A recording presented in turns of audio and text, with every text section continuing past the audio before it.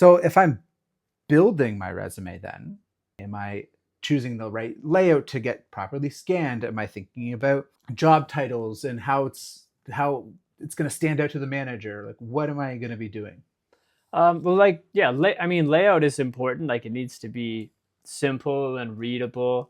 Um, but the most important thing that I always advocate for is like look through the job posting and just sort of like analyze what are the skills they need me to have, and then you want to just make sure your resume is full of not just mentioning those skills, but like we're telling stories about when we've used those skills effectively. Because the reaction we always want a hiring manager to have when they're looking at our resume is, oh wow, look at that stuff they did for their last employer. I need someone who can do that same stuff. And they seemed like they were really good at it because of the results that they mentioned. I want those results. I want to hire this person. So talk to me about what a good layout looks like, and let's go top to bottom. Okay. Your name.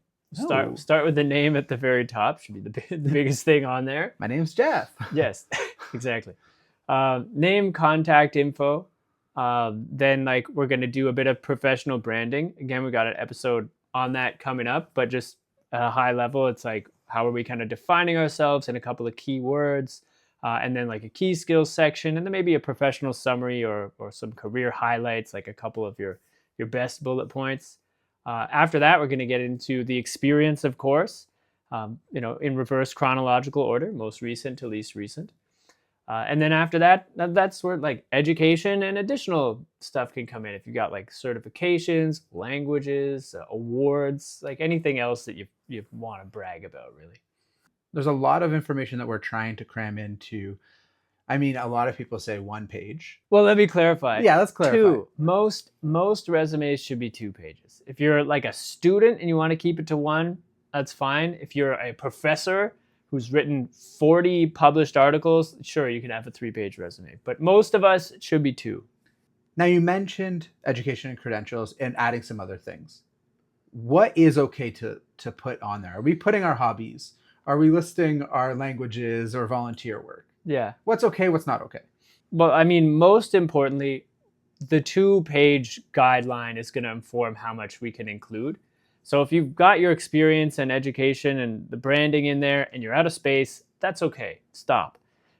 If you have room, stuff to prioritize would be relevant credentials.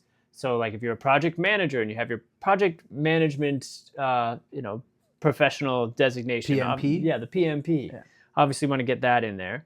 And then like languages, if that the job needs you to speak multiple languages, great. It's all coming back to the same thing. To decide what to put in your resume, you need to know what they're looking for by closely reading the job description. That unlocks everything.